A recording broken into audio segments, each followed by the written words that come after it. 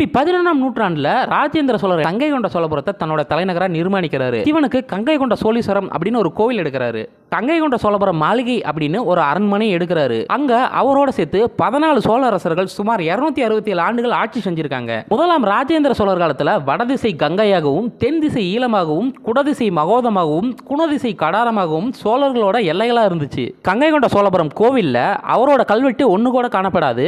இவரோட 3வது மகனான வீரராஜேந்திர சோழரோட கல்வெட்டு தான் ஃபர்ஸ்ட் இங்க வெட்டியிருக்காங்க. மொத்தம் 216 வரி கொண்ட இந்த பெரிய கல்வெட்டு அவரோட தந்தை அவரோட 23ஆம் ஆட்சி ஆண்டுல கோவிலுக்கு வழங்கிய தானங்களையும், அவரோட அண்ணன் 26 மற்றும் 30ஆம் ஆட்சி ஆண்டுல கொடுத்த தானங்களையும் பத்தி சொல்லுது.